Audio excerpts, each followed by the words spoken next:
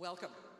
I'm Barbara Martin, the chair of the Standing Committee here at First Church Boston, and I'm delighted to welcome all of you who are here with us gathered in the air-conditioned Hale Chapel and those who are also joining us online.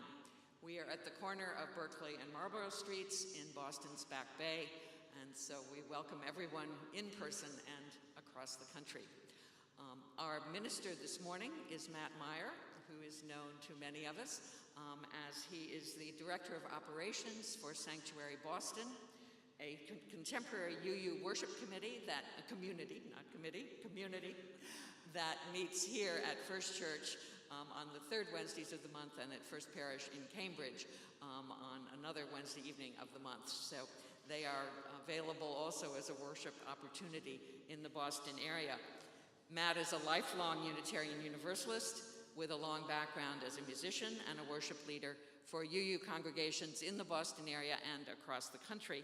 He is also a founding organizer of the UU Song Leaders Convergence, a gathering for all UUs who love community singing to share skills, best practices, and of course, songs, in order to build a more musical movement together. So we welcome him very much to our service this morning.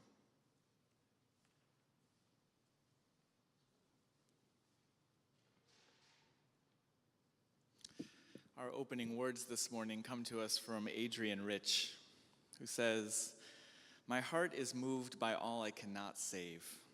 So much has been destroyed. I have to cast my lot with those who, age after age, perversely, with no extraordinary power, reconstitute the world." I'd like to invite you to join in singing our opening hymn, which is Bright Morning Star. It's number 357 in your hymnal, but we're going to do it with different words and also a different melody. It's the same song, I assure you, but your hymnals cannot help you now. It goes like this. Bright morning star arise, and bright morning star arise, and bright morning star arise, and day is a breaking in my soul. Can we try that? Bright morning star arise, and bright morning star arise, and bright morning star rise, and day is a breaking in my soul. Sounds good. I invite you to rise in body or spirit.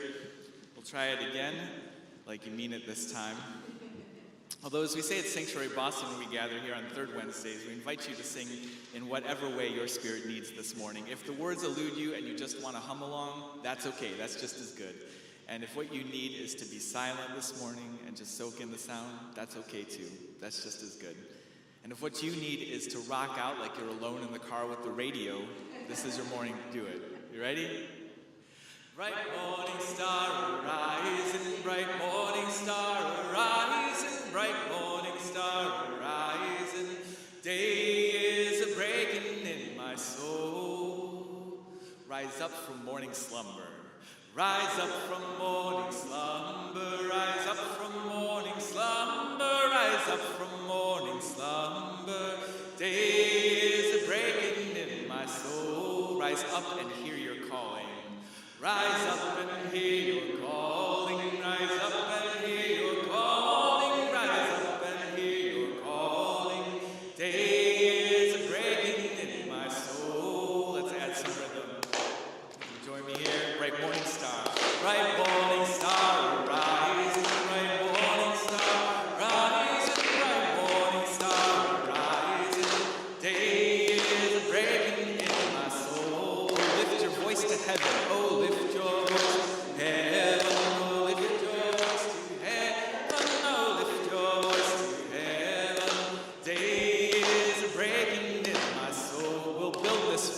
together. We'll build this faith together. We'll build this faith together. We'll build this faith together. Days are breaking in my soul. Bright morning star, last time. Bright morning star, rising. Bright morning star, rising. Bright morning star, rising. Days are breaking in my soul. Days are breaking. Days are breaking in my soul. Days are breaking slowly.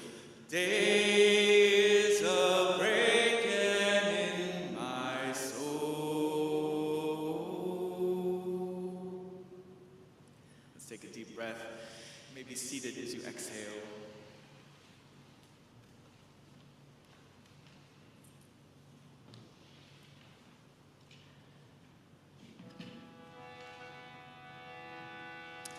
We light a chalice in the Unitarian Universalist tradition to mark this time as sacred, this time as separate from the rest of the day and the week, separate from our to-do lists and our calendaring, to invite the blessings of community to be with us, to invite the blessings of love.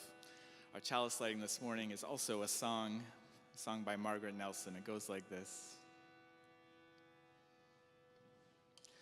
Call down a blessing, call down a blessing, call down a blessing, call down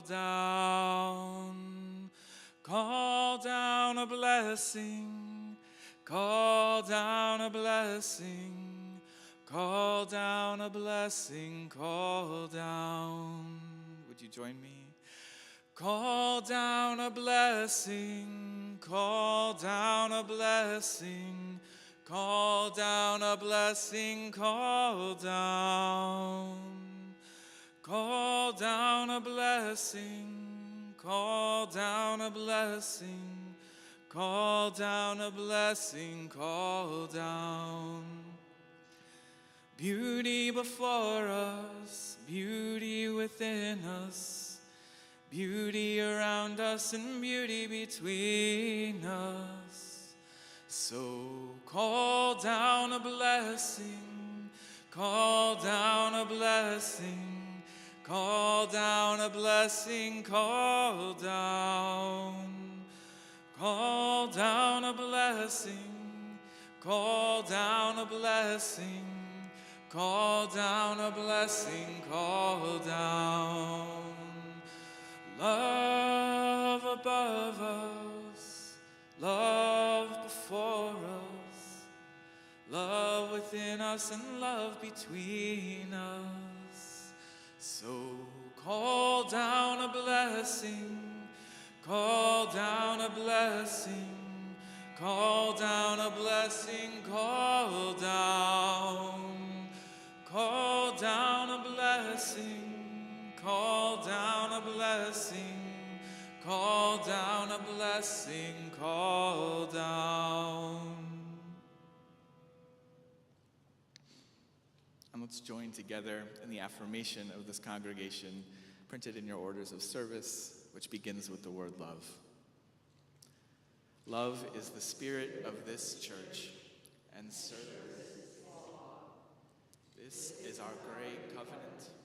To dwell together in peace, to seek the truth in love, and to help one another.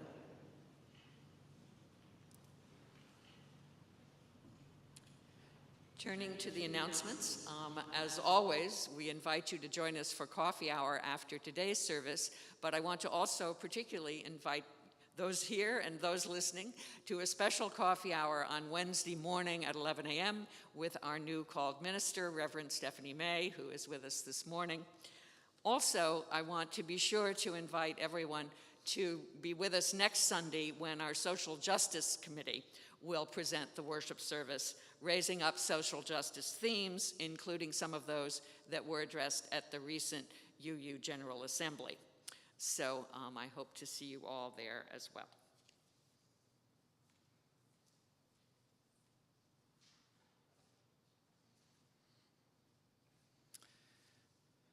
Our first reading is History's Road by Marjorie Bones Wheatley and Clyde Grubbs. The road of history is long, full of both hope and disappointment. In times past, there have been wars and rumors of wars, violence and exploitation, hunger and homelessness, and the destruction of this earth. But we have become a global village with a growing realization of how fragile this earth really is and how interconnected we are to each other and to all of creation. We cannot continue to live in the old way. We must make a change and see a new way, a way toward peace with justice and a healthy planet. And from James Baldwin, "For nothing is fixed forever and forever and forever. It is not fixed. The earth is always shifting and the light is always changing. The sea does not cease to grind down the rock. Generations do not cease to be born. And we are responsible to them because we are the only witnesses they have." And lastly, from Patrisse Cullors, a co-founder of the Black Lives Matter movement. She says, "While there is so much hell on this earth, so much pain, there is also this, a love we could not have predicted but always imagined, a love that rocks us, a love that holds us, a love not ordinary."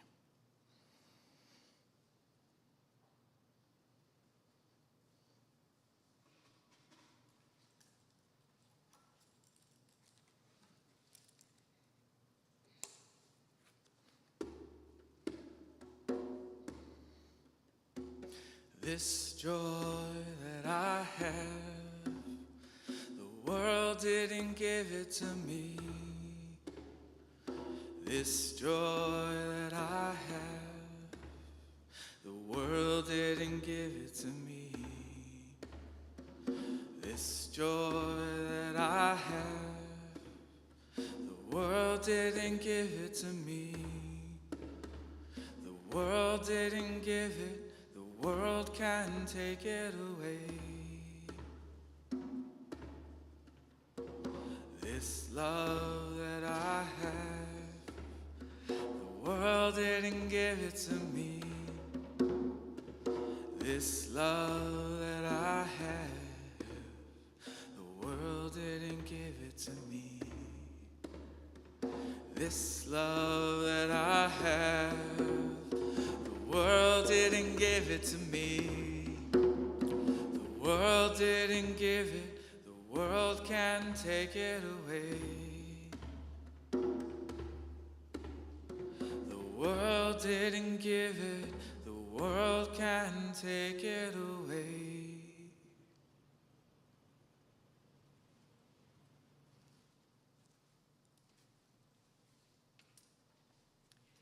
We come now to the moment for sharing joys and concerns, and one concern I have is that I see we did not put water in the vessel, but I have some.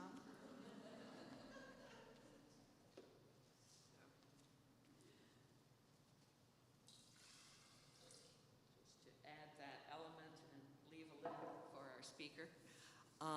I invite you to come forward if you have a joy or a concern that you would like to share with us, to take a pebble and drop it into the vessel. And I am going to begin with a pebble of joy for having with us today two friends who grew up with me in the Tennessee Valley Unitarian Universalist Church in Knoxville, Tennessee. Some of these pebbles always remind me of the stones from the Smoky Mountains that were very much part of our childhood. But I am going to put this in not only in joy for having Tina and Gretchen here, but in memory of our parents and the entire generation who made that church for us and gave us an extraordinary foundation. Is there anyone else who has something they would like to share? Here, maybe you can just come to the lectern. We won't be sure to use the mic, but yeah, we won't just take it apart. Hi, I've been up here before talking about my book, but I wanted to say that I finished writing it Thursday, and the next step is off to the publisher. So thank you for being supportive.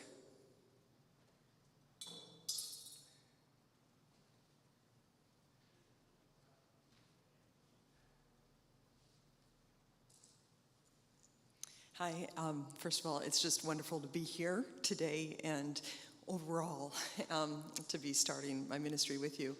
And my joy today is for my mom. She had a hip replacement more than a year ago and had some complications and had a recent surgery this week that went very well, and she's already in much less pain. So, go Mom.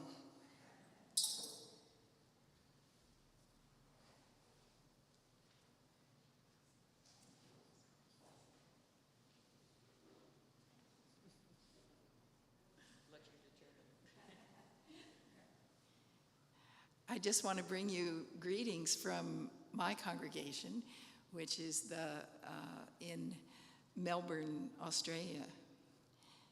It's a little fellowship, mostly American UUs who have resettled in Australia, in Melbourne for one reason or another.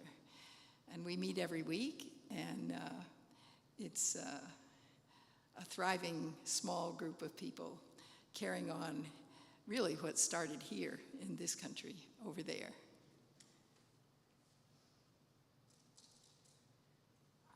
I should add that the last time I was in this room, I was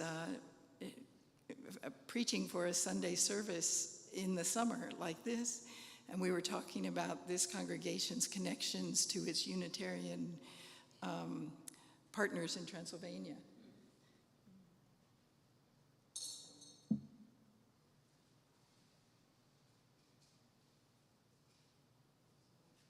I just wanted to say hello to Matt.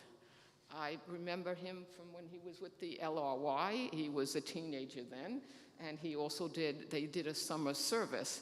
I don't know how many of you remember those services. So I was very happy to hear he was here today.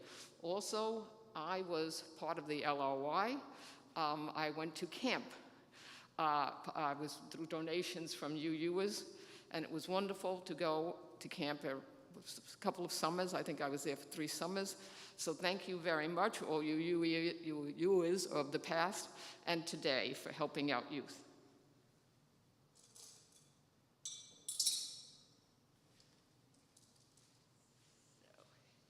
If there's no one else, I will put one stone for all the joys and concerns that we carry unspoken in our hearts.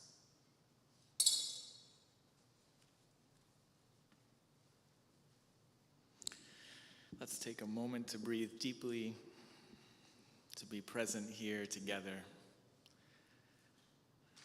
present in our bodies,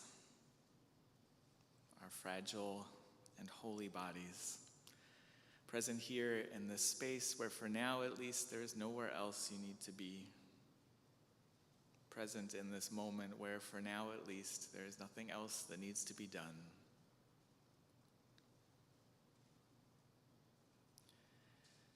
Spirit of love that is within us and between us, be with us as we are with each other this morning. We gather together, bringing our whole complex lives with us. Some of us, our hearts are weighed down by family members or loved ones who are sick, who are healing, who can't be with us for all kinds of reasons. Love, be with us as we are with each other, holding grief and loss, holding pain and worry. We know that burdens shared are burdens lightened. And some of us arrive here this morning lifted up with blessings, full of the joy of reconnections and community, finding ourselves feeling that deep web of interdependence, caring for others and feeling cared for, from our ancestors to future generations, from Unitarian Universalists in this congregation and all around the country and all around the world. Love, be with us as we are with each other in the all of it, in the griefs and the gratitudes, in the sorrows and the celebrations, bringing our whole selves here together to this space made sacred by our presence. Love be with us as we are with each other. Amen.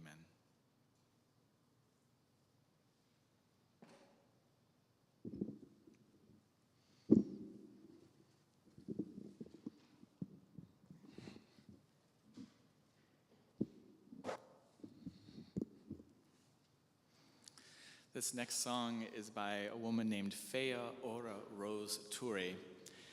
And she's not only a singer-songwriter, but also a poet and a playwright.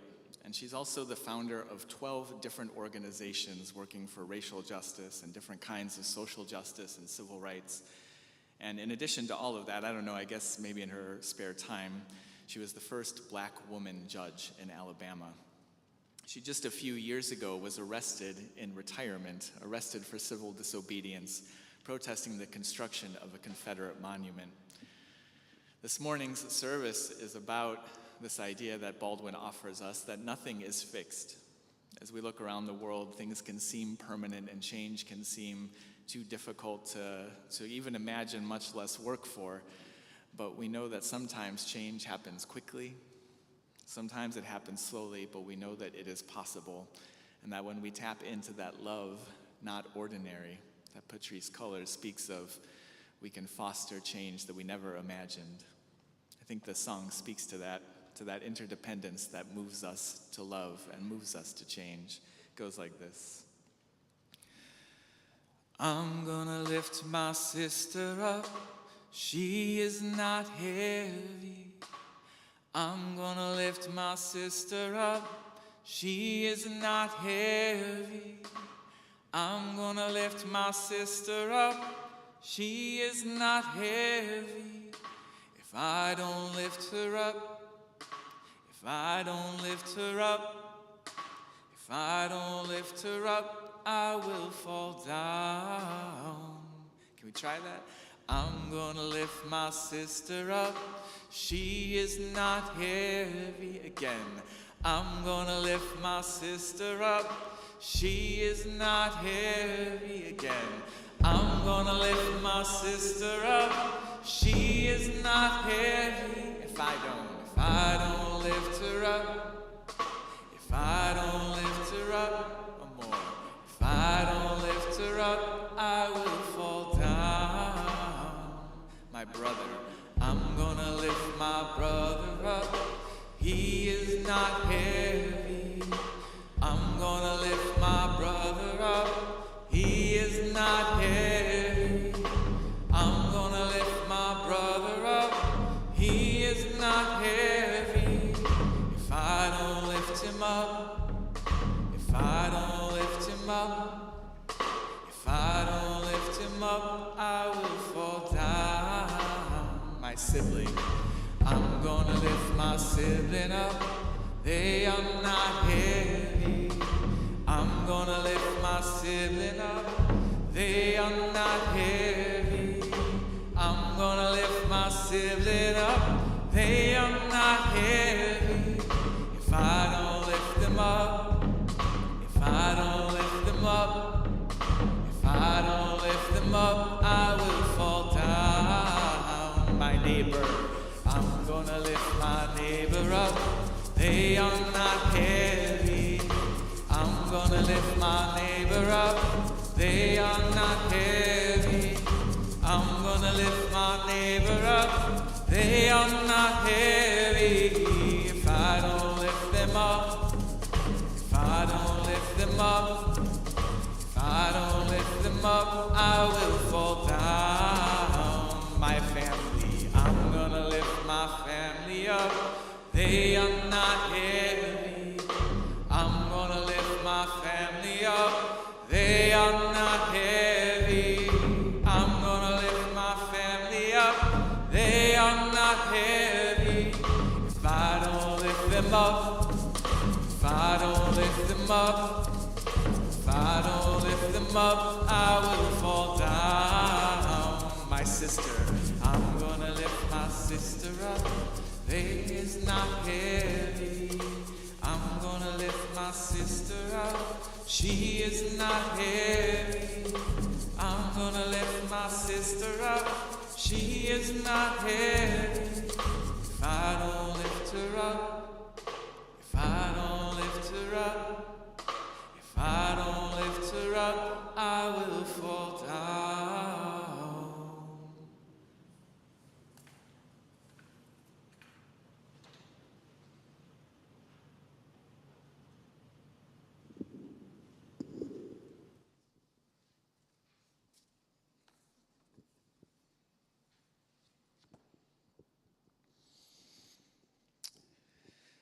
We are living in times of dramatic and unpredictable headlines.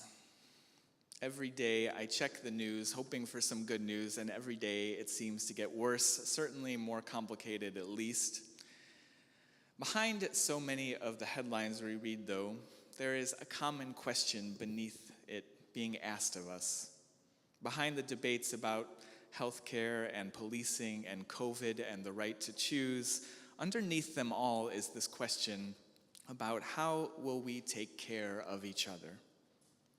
This is also, of course, a religious question, and I sometimes think it is the religious question. And thinking about this, one of the most tangible answers, at least when there's an emergency, when we need help and we need it fast, one of the most basic answers to this question is that we call for an ambulance. If we're hurt, if we're sick. But paramedics, I learned somewhat recently, haven't been around as long as I had once thought. And before there were paramedics, it wasn't always clear whose job it was to bring you to the hospital when you were in need of treatment. In some places, it was the firefighters who would take you to the emergency room. And in some places, it was the local funeral home, which, I'm going to be honest, it doesn't feel great. I can only imagine being at my house and having some horrible accident and having one of my housemates call out, "Quick, Matt's down. Somebody call the funeral home." I don't love that. More often than not, though, in most major cities, it was primarily the police who dealt with medical emergencies. But the problem is that neither the police nor the firefighters, certainly not the funeral homes, had any real medical training. So their only job was to get wounded people to the hospital as fast as possible, where treatment could then get started. This was an ongoing health disaster in our country. And particularly for communities of color, it was so much worse because those same police that were supposed to drive them to the hospital were often the same police harassing them the rest of the week. And so often they were ignored when treatment was needed. Then in the 1960s, some things began to shift, though, for nothing is fixed. First, the federal government published a report about all of this. And while the federal government publishing reports is not normally my theory of change, in this case, it made an impact. The report publicized that as many as 50,000 deaths a year were the result of a lack of pre-hospital care. And they particularly named that at the time, being shot in the United States was more dangerous than being shot in Vietnam in the war, because at least in war, there were emergency health professionals to help you. And publicizing this report shamed the government into passing some legislation to provide some money to address this problem. And when the new funding became available, there was a sort of gathering of badass activists that came together in Pittsburgh, Pennsylvania. Now I imagine this motley crew formed much like the Avengers in the Marvel movies, each with dramatic music playing behind them as they come onto the scene, each with their own very unique, very different superpowers. First was the community organizer, a man named Phil Halen. He ran a civil rights organization in Pittsburgh that was focused on healthcare. He connected with a jobs training program called Freedom House. This was an organization run by African American men mostly, who had been delivering healthy food to people in their neighborhoods where there were food deserts, particularly in their neighborhoods of color. And then Phil connected with a local doctor, someone with a particular interest in this problem of emergency medicine. And the doctor created a training program for the Freedom House drivers to learn emergency medical care. Together, they formed the Freedom House Medics, and they became the first emergency medical service in the United States to be staffed by people with actual medical training. The Freedom House Medics contracted with the city of Pittsburgh as the first civilian paramedics, and they saved 200 lives in their first year at work. And of course, we know this model, the model of the Freedom House Medics, was replicated across the country in nearly every major city. It's the model we still use for paramedics, and it has saved countless, countless lives ever since then. Together, this Avengers-style team had created, first of all, a new kind of job, as well as a new jobs training program, particularly for African American men in Pittsburgh, who had been systematically kept out of other careers. And they created a whole new branch of medicine. Incredible. When the old way had become intolerable, they made a change and they found a new way. But as you might imagine, because all of the first paramedics, or nearly all of them, were African American men, the city gave them a hard time, and the police in particular fought them every step of the way. The police regularly tried to keep the paramedics from providing medical care to injured people, which in a number of cases meant leaving injured people on the side of the road while people just looked on. But nothing is fixed, Baldwin reminds us, which is a powerful thing to say, particularly from Baldwin, who himself spoke of what it was like to survive police violence. And the Freedom House paramedics persevered. And in spite of the police harassment, Pittsburgh had defunded the police. In this way, at least. The city of Pittsburgh, and then nearly every other city in this country, took away a significant part of the job of the police and gave it to more qualified people who had actual medical training. And Pittsburgh and every other city in our country has been a safer, healthier place to live ever since. Someday, I believe that mediators and counselors and social workers and mental health professionals and community organizers even will have taken all of those roles away from the police as well. And when that time comes, if there are any police still needed, I hope they won't have much to do, and I imagine their jobs will be safer for it. And when that time comes, going back to the way it is now, where police are expected to do that long list of things, well, I imagine that will be as absurd as asking the police now to take over from the paramedics again. The story of the Freedom House Medics reminds us that, first of all, nothing is fixed. The road of history is long. It is full of both hope and disappointment, but we know that another world is possible. They remind us that collective problems require collective solutions, which means that every one of us has a role to play. In this case, I love that it was the government bureaucrats, bless them, who wrote the reports and approved the funding. And then it was the Freedom House team delivering groceries, who knew the needs of their neighbors and knew the streets of their neighborhoods. And it was the doctor with the technical skills, and it was the community organizer who brought them all together to do what none of them could have done alone. Everyone did their part. And this is the third lesson here, that everyone had a role to play, and everyone's role was made more meaningful by doing it in collaboration with others. They cast their lot together, and with no extraordinary power, they reconstituted some piece of this wounded world.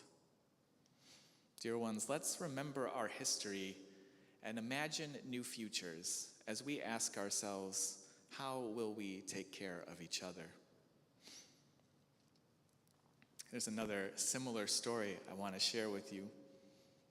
In the early days of the United States, nobody saw it as the government's job to fund firefighters. The first volunteer firefighting brigades that formed to meet this important need were in some ways like a private insurance company. If you paid them, they would fight fires at your house. But if you weren't a subscriber, if you weren't on the payroll, well, they would watch it burn. It got worse from there, though. That is just the beginning.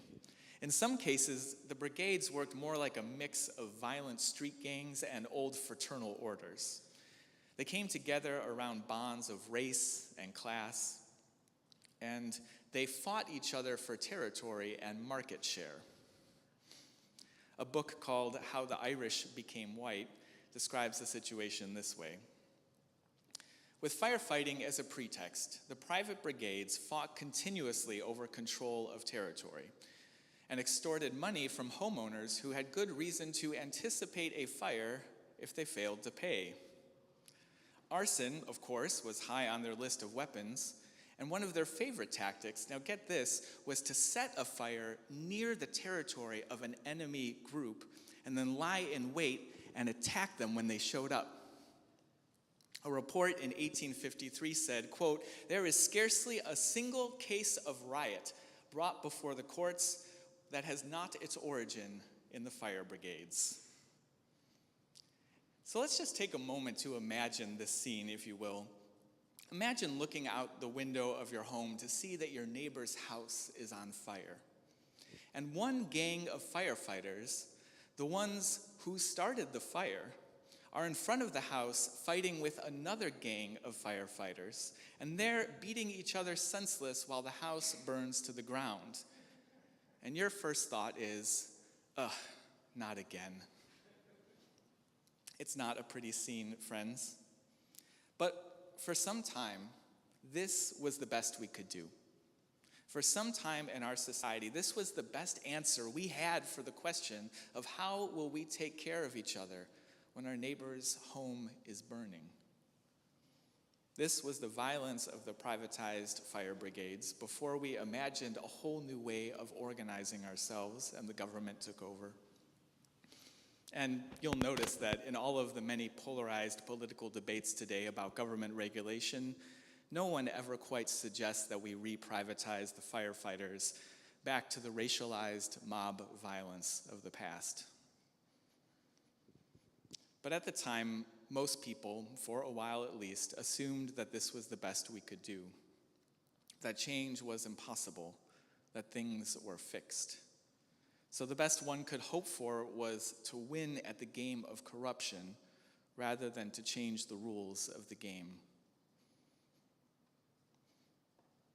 It's easy to laugh at the naivete of our forefathers, and I use the gendered language there on purpose. But I believe someday our grandchildren will tell similar stories of a time when wildfires ran rampant over our continent, and the privatized fossil fuel companies who caused the fires went unregulated. And political leaders shrugged their shoulders and said how much they wished there was something that could be done about such unspeakable violence. Perhaps our grandchildren, though, will also be able to tell the story of how eventually the people came together to address the emergencies that faced them, and how eventually we learned to put out the fires and put an end to the economies of violence that created them.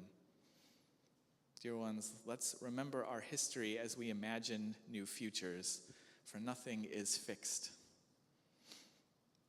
But what do firefighters and paramedics have to do with our purpose here? At the time of the firefighting gangs, there was perhaps a similar divide opening up in the religious sphere. It was a time when mainstream Christianity had declared a false binary between the saved and the damned, between those who were bound for heaven and those bound for hell. And our Universalist ancestors responded to that with the heretical belief that no one was unredeemable, that no one was getting left behind, wounded on the side of the road. They said that no one was saved until we were all saved together. And later on, humanism converged with that universalism, and we ended up with, I think, an even higher standard. One that said we shouldn't wait for the next life for salvation, that we can work to save each other in this life. That we shouldn't wait until we get to the hospital or the funeral home to begin treatment. That we can start taking care of each other right away. I believe that the trajectory of humankind is a painfully slow process to stop fighting each other while our neighbors' homes are burning, and to instead learn to put out the fires that are plaguing our people, because none of us is saved until we're all saved together. As we heard in our opening words, Adrian Rich says that my heart is moved by all I cannot save, but I have to cast my lot with those who with no extraordinary power reconstitute the world. Rich begins by acknowledging the limits of individualism, all that I cannot save. But by casting our lot with others, she says, nothing less than the world is reconstituted. There was a time when a heart attack meant calling the police and praying for unlikely help from unqualified people. But the Freedom House medics came together to do what none of them could have done alone, and they imagined new ways of caring for their community. There was a time when fighting house fires was only for those who could afford privatized insurance in shady deals with racist gangs, until city leaders came to recognize that safety for one was safety for all for one and one for all. Universalism, dear ones, challenges us to continue to imagine better ways to answer this question. How will we care for each other? And interdependence invites us to find collective solutions to collective problems, because we know that changing everything requires everyone, that every one of us has a role to play, and that everyone's role is made more meaningful when we do it in collaboration together. Building beloved community means that we have to come together to do together what we could not do alone, to name our histories, tell those stories, and imagine new futures together. So, dear ones, let's imagine a more loving world where no one is left behind, and let's make that world real by the love of our hearts and the work of our hands. May we come together to do what we could not do alone. May we love deeply and fight fiercely for that world of justice and equity and compassion. May it be so, and may we make it so. Amen.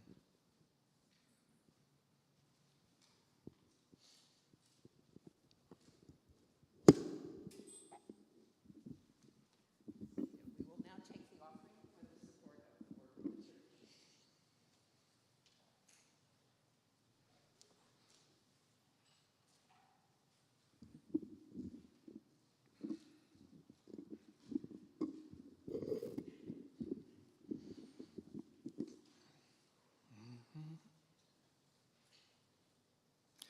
This joy that I have, the world didn't give it to me.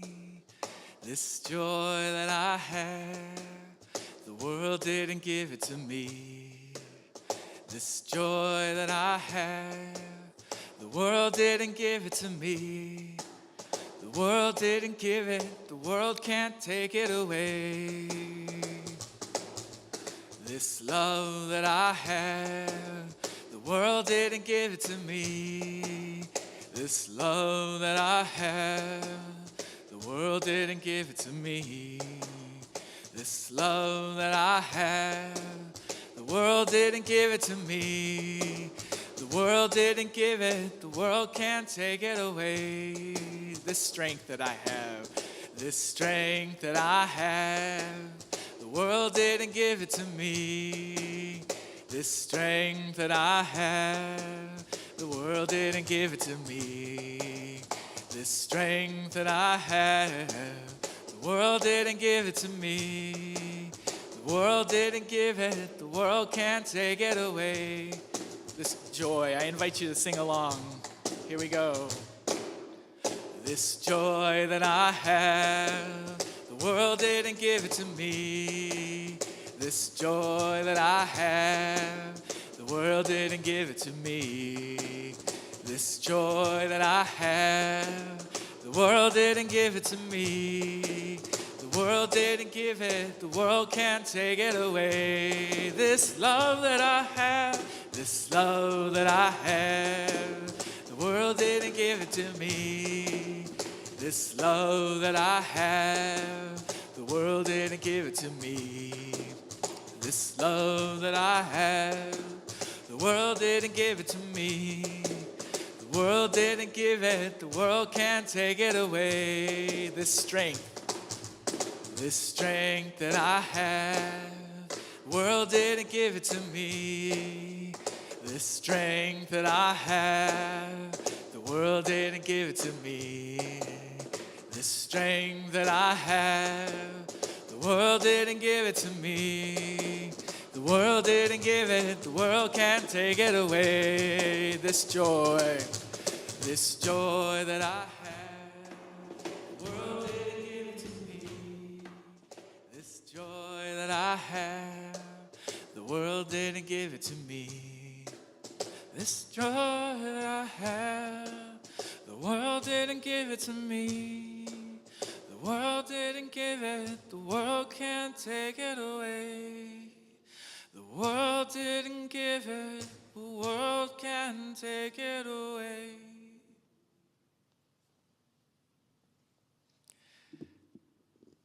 I invite you to join in our doxology printed in your order of service. We don't have a pianist to lead us this morning, so we're going to have to rely on the drums. Let's do the whole thing, call and response. You can just repeat after me.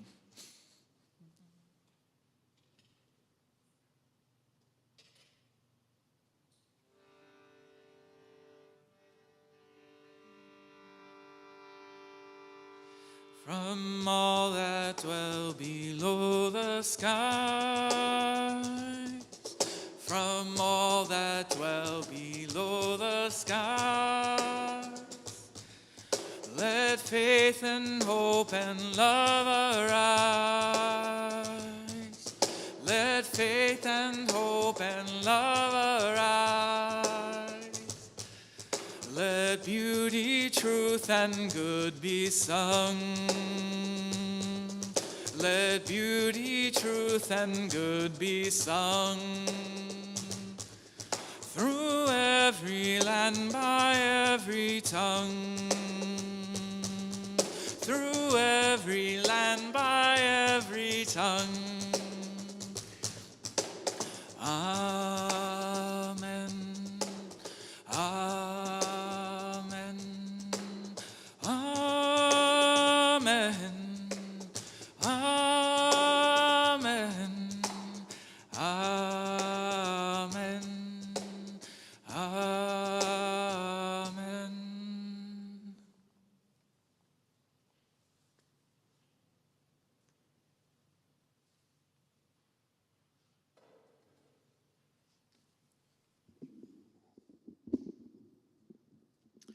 Do you join me in reading the extinguishing of the chalice words that are printed in your order of service? We extinguish this flame, but not the light of truth, the warmth of community, or the fire of commitment. These we carry in our hearts until we are together again.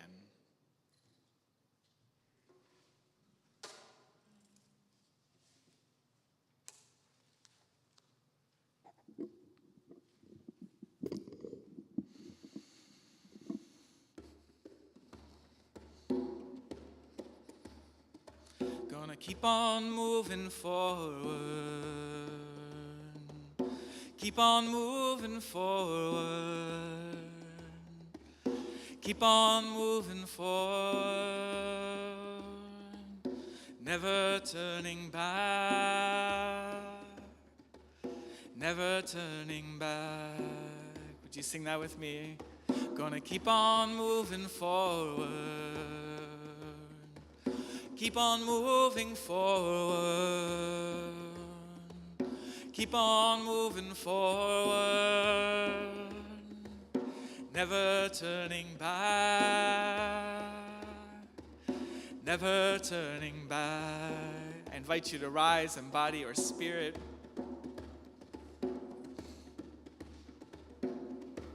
Again, I invite you to sing in whatever way your spirit needs this morning. I'd like to at least try for 11-part harmony, though. There's almost twice as many of us as that, so I think we can do it. That's 2 people per part. Gonna keep on moving forward. Gonna keep on moving forward. Keep on moving forward. Keep on moving forward. Never turning back. Never turning back. Gonna keep on singing loudly. Gonna keep on singing loudly. Keep on singing loudly. Keep on singing loudly. Never turning back. Never turning back. Gonna keep on loving boldly. Gonna keep on loving boldly. Gonna keep on loving boldly. Gonna keep on loving boldly. Never turning back. Never turning back. Keep on moving forward. Here we go. Gonna keep on moving forward. Keep on moving forward. Keep on moving forward. Never turning back. Never turning back. Gonna keep on singing loudly. Gonna keep on singing loudly. Keep on singing loudly. Keep on singing loudly. Never turning back. Never turning back. Keep on loving boldly. Gonna keep on loving boldly. Keep on loving boldly. Keep on loving boldly. Never turning back. Never turning back. Never turning back. Never turning back. Last time. Never turning back. Never turning back. Beloveds, nothing is fixed. The sea never ceases to grind it down the rock. And just as we look back on our history, we can imagine new futures together, and we can make them real with the love in our hearts and the work of our hands. May we go forth in love, go in peace, and go and be blessed as you are each a blessing to others. Go in peace. Amen.